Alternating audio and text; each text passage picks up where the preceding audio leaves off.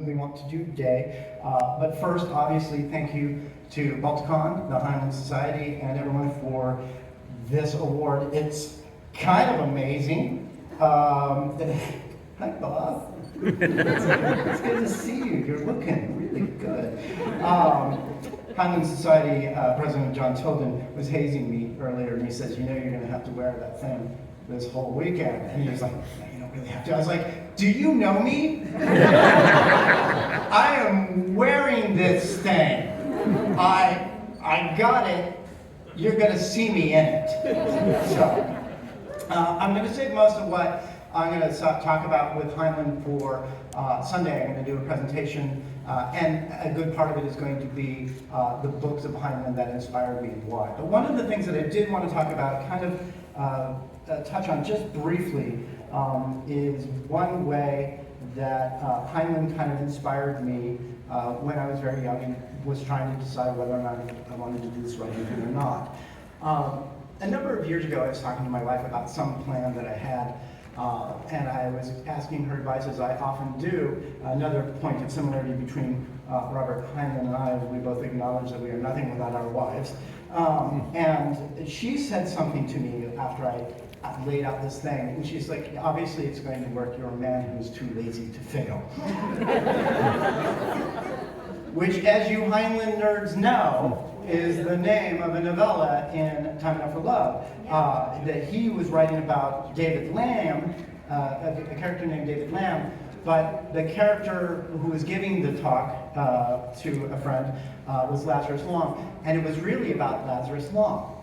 But really, it was about Robert Heinlein, right? And the thing about being a man too lazy to fail was not about the power of laziness. It was about the power of knowing yourself and what you wanted from your life, that you could make that a focus, ignore the stuff that was not important, and just get to the things that you wanted to do in the most efficient way possible.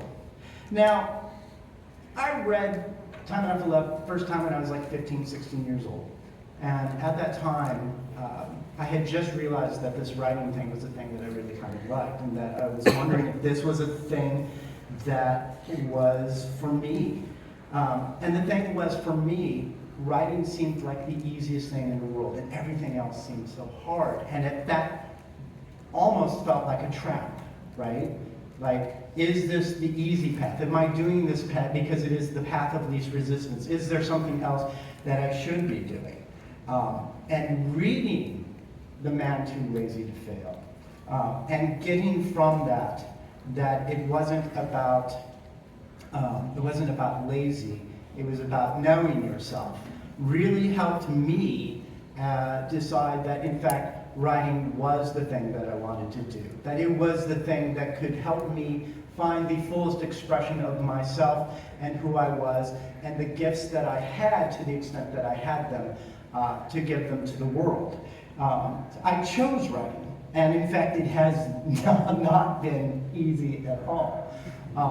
But I have structured my life so that I could make it something that I could do, that I could support my family, that I could have the good fortune to do what I do. Now, a lot of it is also luck. I always acknowledge that luck is a huge part of what has happened to me. Luck being in the right place at the right time, luck in the form of the immense amount of privilege that is heaped on me just simply because of who I am and the body that I get to walk around with. But part of the other thing that Heinlein said, and I want to kind of bring it forward, is then the reason why I have this particular ribbon is pay it forward.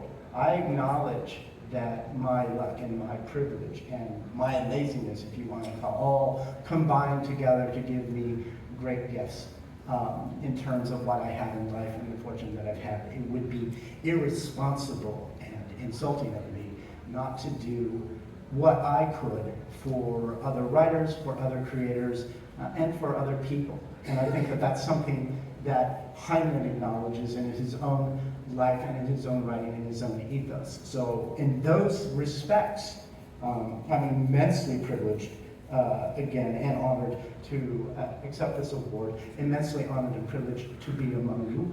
I wish again to acknowledge what everybody else has said. Please support your authors. Please support your artists. Please support your musicians. Please support the creative folks. We really need it these days. And paying it forward is something we want to be able to continue to do for many generations to come, and it starts with what we do today. So thank you, everyone, and have a wonderful Balticon.